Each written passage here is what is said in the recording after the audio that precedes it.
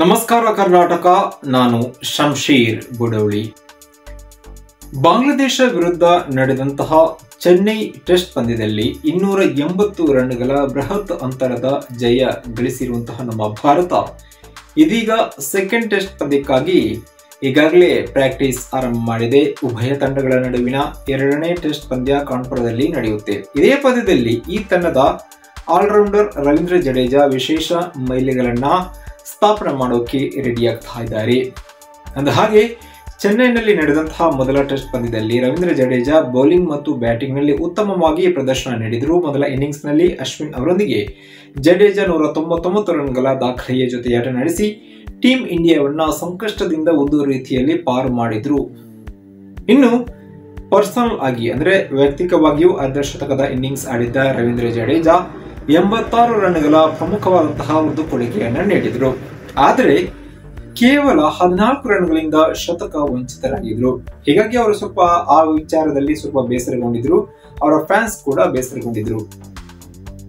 Second innings ನಲ್ಲಿ ಜಡೇಜಾಗೆ batting ಮಾಡುವಂತಹ ಅವಕಾಶ ಸಿಗಲಿಲ್ಲ. ಆದರೆ ಬೌಲಿಂಗ್ ನಲ್ಲಿ ಕಮಾಲ್ ಮಾಡಿದ ಜಡೇಜಾ ಮೊದಲ ಇನ್ನಿಂಗ್ಸ್ ನಲ್ಲಿ 2 ವಿಕೆಟ್ ಪಡೆದರೆ ಸೆಕೆಂಡ್ ಇನ್ನಿಂಗ್ಸ್ ನಲ್ಲಿ 3 ವಿಕೆಟ್ ಅನ್ನ ತನ್ನದಾಗಿಸಿಕೊಂಡ್ರು. ಇನ್ನು ಇದೇ ಪಂದ್ಯದಲ್ಲಿ ಜಡೇಜಾ ಇನ್ನೊಂದು ವಿಕೆಟ್ ಪಡೆದಿದ್ರೆ ಟೆಸ್ಟ್ ಕ್ರಿಕೆಟ್ ನಲ್ಲಿ ವಿಶೇಷ ದಾಖಲೆಯನ್ನ ನಿರ್ಮಾಣ ಮಾಡ್ತಾ ಇದ್ರು. ಆದರೆ ಅದು ಸಾಧ್ಯವಾಗಲಿಲ್ಲ. ಇದೀಗ ಉಭಯ ತಂಡಗಳ ನಡುವೆ ಸೆಕೆಂಡ್ ಟೆಸ್ಟ್ ಪಂದ್ಯ ಕಾನ್ಪುರದಲ್ಲಿ ನಡೆಯಲಿದೆ.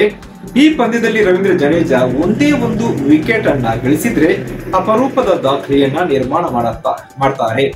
ವಾಸ್ತವ ಏನಪ್ಪಾ ಅಂದ್ರೆ ಕಾನ್ಪುರ ಟೆಸ್ಟ್ ಪಂದ್ಯದಲ್ಲಿ ಒಂದು ವಿಕೆಟ್ ಪಡೆದ ತಕ್ಷಣ ರವೀಂದ್ರ ಜಡೇಜಾ ಇತಿಹಾಸ ನಿರ್ಮಾಣ ಮಾಡ್ತಾರೆ. ಹೀಗಾಗಿ ಆ ಒಂದು ಹಾದಿಯಲ್ಲಿ ರವೀಂದ್ರ ಜಡೇಜಾ ಇರುವಂತದ್ದು. ರವೀಂದ್ರ ಜಡೇಜಾ ಇವರು ಟೆಸ್ಟ್ ಮಾದರಿಯಲ್ಲಿ ಇದುವರೆಗೆ 299 ವಿಕೆಟ್ಗಳನ್ನ ಪಡೆದಿದ್ದಾರೆ. ಇದೀಗ ಕಾನ್ಪುರದಲ್ಲಿ ಒಂದು ವಿಕೆಟ್ ಪಡೆಯುವ ಮೂಲಕ ಅವರು ತಮ್ಮ 300 ವಿಕೆಟ್ಗಳನ್ನ ಪಡೆದಂತಹ ದಾಖಲೆಯನ್ನ ರೀಚ್ ಮಾಡ್ತಾರೆ. ಹೀಗಾಗಿ ಆ ಒಂದು ಗುರಿಯನ್ನ ರೀಚ್ ಮಾಡೋಕೆ ಅವರು ಕಾಯ್ತಾ ಇದ್ದಾರೆ. ಅಷ್ಟೇ ಅಲ್ಲ, ಟೆಸ್ಟ್ ಮಾದರಿಯಲ್ಲಿ ಭಾರತ ಪರ 300 ವಿಕೆಟ್ ಪಡೆದ ಮೊದಲ ಎಡಗೈ ಸ್ಪಿನ್ನರ್ ಅಂತ ಎನಿಸಿಕೊಳ್ಳಲಿದ್ದಾರೆ ರವೀಂದ್ರ ಜಡೇಜಾ.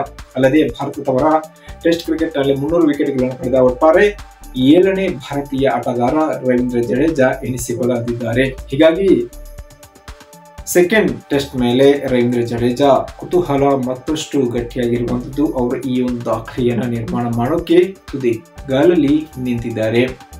ಫ್ರೆಂಡ್ಸ್, ಸದ್ಯಕ್ಕೆ ಈ ಮಾಹಿತಿಗೆ ಬ್ರೇಕ್ ಹಾಕ್ತಾ ಮತ್ತೊಮ್ಮೆ ಹೊಸ ವಿಚಾರದೊಂದಿಗೆ ನಿಮ್ಮ ಮುಂದೆ ಬರ್ತೀನಿ. ಅಲ್ಲಿಯವರೆಗೂ ನಮಸ್ಕಾರ.